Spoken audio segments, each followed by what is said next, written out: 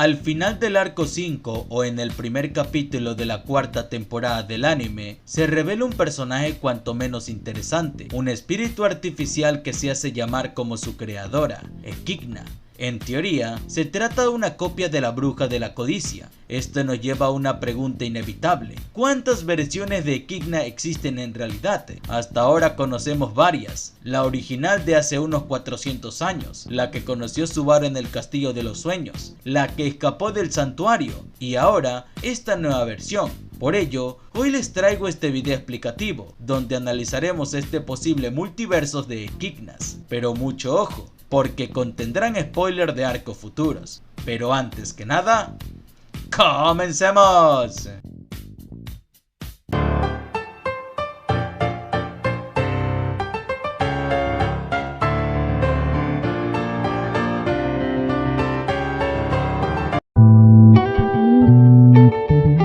Contrario a la creencia popular, la Echidna que debuta en el volumen 10 de la novela ligera al inicio del arco 4 es en teoría la Echidna original, la misma bruja de la codicia que murió hace muchos años. A diferencia de sus compañeras, fue la única que nació siendo bruja. Con el paso del tiempo, formó vínculos y viajó por el mundo junto a Satella, Flugel, Reid Astria, Farsale Lugúnica y Aled Hoshi, por razones aún desconocidas. No obstante, según Alex, se trataba de un viaje para salvar el mundo. Durante ese recorrido vivieron múltiples aventuras, marcadas tanto por tragedias como por momentos cómicos, entre muchas otras experiencias. Con base a lo poco que se ha narrado, es fácil imaginarlos como el clásico grupo de aventureros enérgicos, unidos por un objetivo en común. Por ello, queda la expectativa de que, en algún momento, Tappei Natsuki publique historias cortas que profundicen en estos sucesos.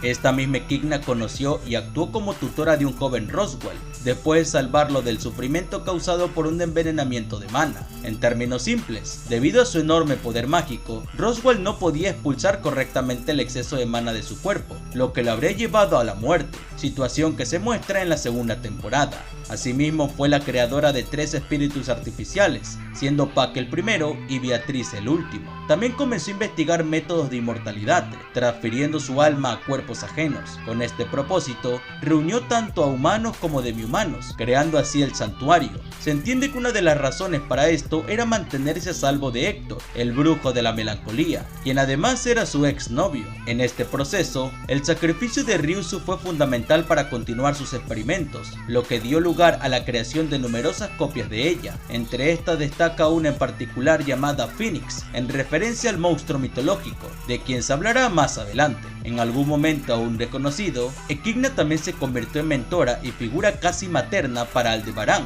Le enseñó diversos tipos de conocimientos y magias, llegando a formar un vínculo muy fuerte con él. Durante su entrenamiento, ella afirmaba repetidamente que nadie podría derrotar a Al, a quien ella misma había creado. Sin embargo, cuando llegó el momento decisivo, la misión aparentemente relacionada con Satella terminó en una derrota total. Aldebarán fue sellado dentro del Old Shamak, y lo que hizo después permanece como un misterio. No obstante, por razones aún no explicadas, este suceso provocó que se volviera completamente compatible con su factor de bruja, consolidándose como la bruja de la codicia a cambio de su amor. En el final de su vida, Echidna recolectó las almas de sus compañeras brujas, ya que habían sido importantes para ella mientras estaban vivas. Posteriormente, se dirigió al santuario, donde Volcánica la selló en su tumba como medio disuasorio contra Satella. Allí permaneció hasta la llegada de Subaru, viviendo todos los acontecimientos del arco 4 que ya conocemos. Incluso si vamos más allá, esta misma Echidna es la que forma un contrato con Subaru en el What If Kasaneru. Sin embargo, en el canon su destino fue muy distinto.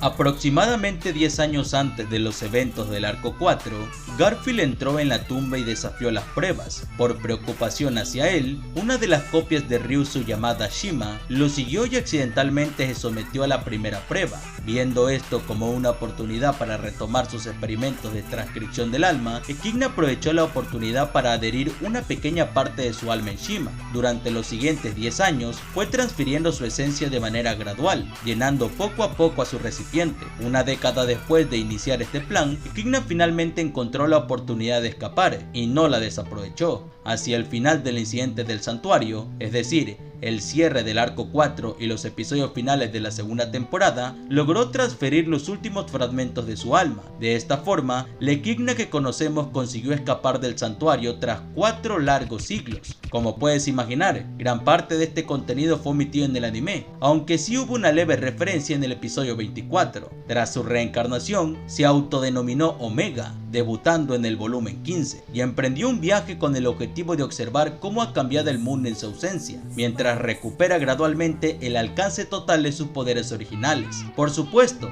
no viaja sola, las acompañan las demás brujas, además de un interesante grupo de nuevos integrantes como Colette, Palmyra, Noelle Toeriko, Lilac y Xiong. La última vez que supo de ella, se encontraba en Gusteko, sin haber visitado aún Kararagi ni Wallachia. Las aventuras de Omega son tan extensas que resultaría complicado abordarlas aquí, ya que fácilmente darían para un video completo. En teoría, Omega podría considerarse la Equidna original aún, sin embargo, creo que es más acertado marcar una distancia, ya que ahora adopta otra identidad y se presenta bajo un nuevo nombre.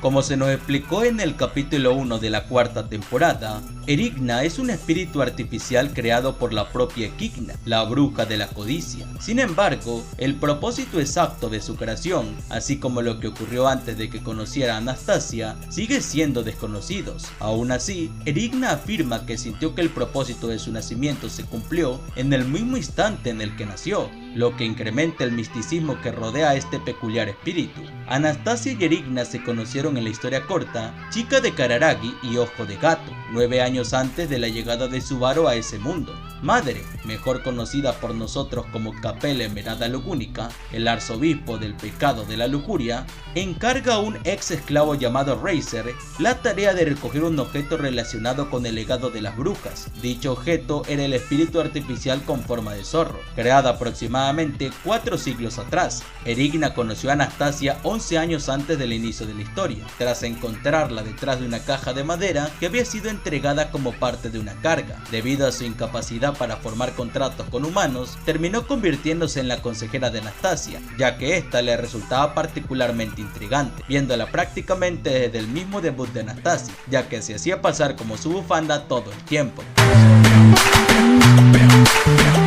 Les dije que recordaran esta peculiar copia de Ryuzu, pues entre muchas comillas, también podría considerarse otra versión de Equidna. Cuando Phoenix fue creada, Equidna optó por recortar partes de su alma para que encajaran en el nuevo recipiente. El resultado fue una joven sin emociones, con un cuerpo hecho de mana, una mente fragmentada y un vasto conocimiento mágico, aunque inferior al de la propia bruja de la codicia. Phoenix, considerada una creación fallida, logró evitar ser eliminada por un giro del destino. Desde entonces, vagó por el mundo intentando cumplir el propósito de su existencia, replicar a Equidna, mientras era perseguida por Roswaal. Sin embargo, el cuerpo basado en Ryuzu Meyer no era apto para soportar las adversidades del mundo. Convertirse en maga le exigió un esfuerzo descomunal, casi 100 veces mayor al de una persona promedio. Tras pasar 350 años sin lograr avances significativos, Phoenix decidió cambiar radicalmente sus métodos. Aquí es donde tiene su primera aparición, en el volumen 2 de Re:Zero X, cuando surgió la oportunidad, en medio del aumento de tensión entre humanos, demi-humanos y el reino de Lugúnica. Phoenix se unió a la alianza demi-humana, desencadenando así la guerra civil conocida como la Gran Guerra Demi-Humana, la misma que se mostró en el pasado de Wilget y Teresia. Gracias a los conocimientos heredados por Equidna, se convirtió en una pieza clave para la alianza, apoyando las estrategias de Valga Kronek y Libre, y contribuyendo de forma decisiva en sus victorias, aunque sin un interés real en el conflicto. Durante este periodo, utilizó el sacramento del rey inmortal para crear soldados cadáveres, a partir de los caídos en batalla, como si se tratara de una especie de zombies. Su participación llamó la atención del reino, que terminó catalogándola como una bruja. Finalmente, junto a Valgan y el cuerpo reanimado de Libre, atacó el castillo de Lugúnica, pero fue derrotada tras enfrentarse a múltiples oponentes. Gravemente herida y tras perder ambos brazos, intentó escapar, pero fue capturada por Leigh Barielet, el último esposo de Priscilla, quien pretendió utilizarla para sus propios fines. Durante su cautiverio, apenas intercambiaron palabras, hasta que Leigh reveló su plan. manipular a Priscilla y convertirla en una marioneta para gobernar el país. Este objetivo logró captar la atención de Phoenix, quien creó un hechizo capaz de destruir la mente de la candidata real. Sin embargo,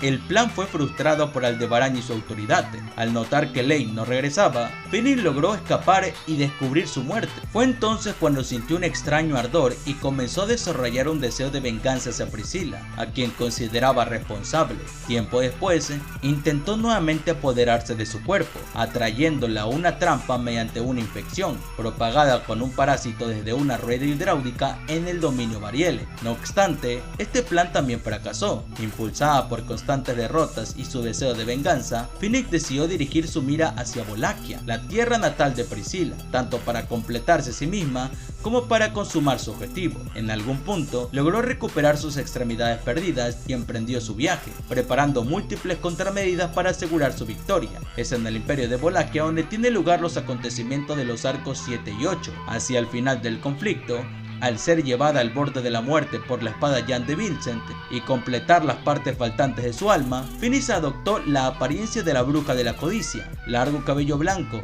ojos negros cargados de intelecto y una piel pálida como porcelana. En teoría, se convirtió en la mismísima Equigna. Sin embargo, esta forma fue efímera. Finalmente, fue detenida por Natsuki Subaru y Spica, lo que la condujo de manera definitiva a su muerte.